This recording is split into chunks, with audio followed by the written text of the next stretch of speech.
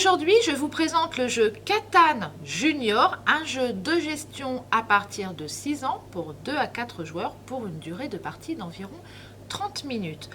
Dans ce jeu, les joueurs incarnent des pirates qui doivent construire des repères.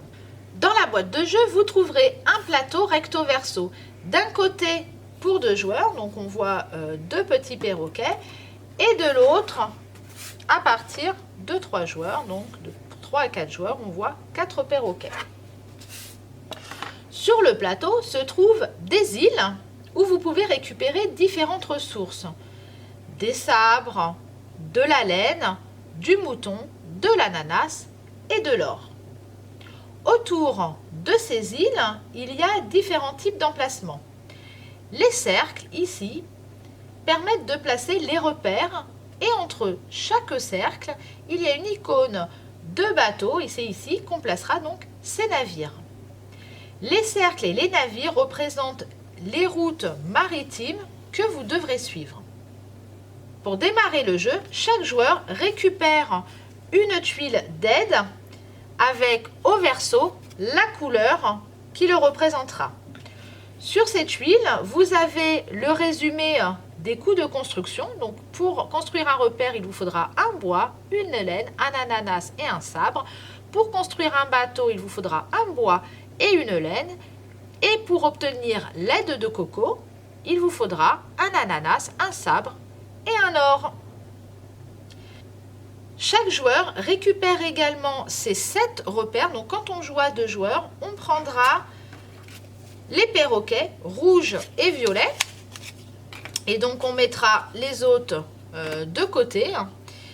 Le joueur rouge récupère tous ses repères, donc il y en a 7, ainsi que ses bateaux. Et le joueur violet, pareil. Chaque joueur récupère également en début de partie un bois, donc chacun un bois, et un sabre. Une ressource de chaque type va être placée dans les bouées à droite du plateau. Donc on va placer un ananas, de la laine, de l'or, du bois et du sabre, et le sabre, pardon. Le Captain Croc va se placer ici sur le fort. Et les tuiles d'aide de coco sont placées à côté du plateau et vous pouvez utiliser la boîte pour trier les ressources. Donc avant de commencer, chaque joueur va placer sur les cercles de couleur 2 premiers repères ainsi que 2 bateaux donc sur celui donc de sa couleur. Donc chacun va démarrer d'un côté du plateau. Et maintenant, chacun son tour, ils incarneront le capitaine. Et en tant que capitaine, ils ont plusieurs actions. Le premier joueur, disons que c'est le rouge ici, à jouer le capitaine, va lancer le dé. Le numéro qui sortira indiquera la ressource que chaque joueur peut récupérer. Chaque île a un chiffre qui correspond à un numéro du dé. Mais pour obtenir la ressource, il faut avoir un ou plusieurs repères adjacents à cette île. Le perroquet rouge lance le dé, le chiffre 3 ressort et tous les repères qui sont placés à côté d'une île où il y a le chiffre 3 peuvent récupérer une ressource. Donc le rouge a une île où il y a le numéro 3, il peut récupérer un bois. Et le joueur violet est à côté d'une île où il y a un 3, il peut récupérer donc la ressource ananas. Cette première action est valable, donc vous avez vu, pour tous les joueurs. Mais en tant que capitaine, il a d'autres possibilités. Il peut acheter un repère ou un bateau. Mais attention, vous ne pouvez pas placer 2 repères ou 2 navires côte à côte. Donc c'est-à-dire, s'il veut placer un bateau, ici ça ne va pas être possible puisqu'il y a donc les cercles qui indiquent que ce sont des repères. Donc pour le moment, les joueurs au départ ne pourront placer que des repères. Donc, et à côté, ensuite, par la suite, un bateau. Donc, un repère, un bateau, un repère, un bateau. Il faut également toutes les ressources qui sont nécessaires. il a aussi la possibilité d'échanger une de ses ressources contre une autre qui se trouve dans la bouée. Pardon. Par exemple, je vais reprendre une aide pour regarder ce dont il va avoir besoin. Il va avoir besoin pour construire son premier repère, donc par exemple d'un ananas. Il va échanger un bois contre un ananas qu'il va mettre dans sa réserve personnelle. Il peut également demander l'aide de Coco. Pour cela, il lui faut un ananas, une épée et un or. Donc, quand il a ces ressources-là, donc là, par exemple, il peut encore échanger, puisqu'on peut faire plusieurs échanges. Il lui faut un ananas, il l'a, une épée, il l'a, mais il lui manque un or. Il va échanger son deuxième bois contre de l'or et va prendre l'aide de Coco. Donc, il doit replacer dans la réserve générale toutes les ressources qu'il a dépensées et récupère la première tuile.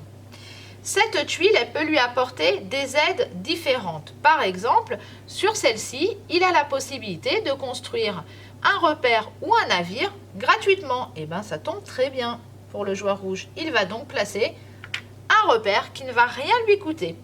Il y a d'autres types d'aides de la part de Coco. On peut également récupérer des ressources ou déplacer le Capitaine Croc sur une île.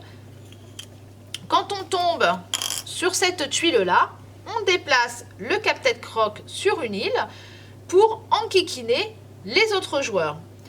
Il va placer Capitaine Croc sur une île où il y a les repères d'un de ses concurrents. Du coup, si par la suite on tire là, s'il le met là sur le bois avec le chiffre 4, on tire le dé et on obtient le chiffre 4, ce joueur ne pourra pas récupérer de bois.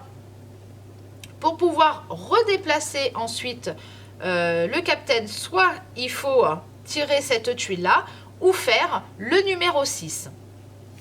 Donc là, notre joueur rouge a pris une tuile. Il est le premier joueur à prendre une tuile. Du coup, il va pouvoir placer gratuitement également un repère sur le fort. Si par la suite, un autre joueur tire une tuile, donc le joueur violet va jouer, il va également tirer une tuile et ils sont ex aequo, ils ont chacun une tuile, le joueur rouge sera obligé de retirer son repère. Et par la suite, celui qui a le plus de tuiles, dès qu'il y en a un qui en a donc plus que les autres, pourra à nouveau poser un repère sur le fort gratuitement. Une fois que le capitaine a terminé son tour, c'est au joueur suivant qui devient capitaine. Il lance le dé. Donc là, je remets ici. Je remets cette tuile. Il obtient le chiffre 5 et à nouveau, ils vont pouvoir récupérer. Sauf que là, le 5, c'est l'or. Donc, il va falloir petit à petit avancer ses repères vers le centre pour avoir la possibilité de récupérer de l'or qui est également nécessaire pour avoir l'aide de Coco. Puisque là, maintenant, il n'y en a plus. Comme il n'y a rien à récupérer, tant pis. Il peut échanger, s'il le souhaite quand même, puisqu'il est capitaine, une ressource avec les bouées. Ce que j'ai oublié de vous dire aussi, c'est qu'il y a la possibilité d'échanger 2 ressources contre une ressource de la réserve générale. Si en cours de jeu, on a plusieurs repères adjacents à une île, ce qui est le cas là, il y a 2 repères adjacents à l'île avec le chiffre 1 et l'île avec le chiffre 2, eh bien on récupère là maintenant 2 ressources parce qu'il y a 2 repères au lieu d'une. Si après il y en avait une troisième ici et qu'il obtient le chiffre 2 avec le dé, il pourra récupérer 3 laines.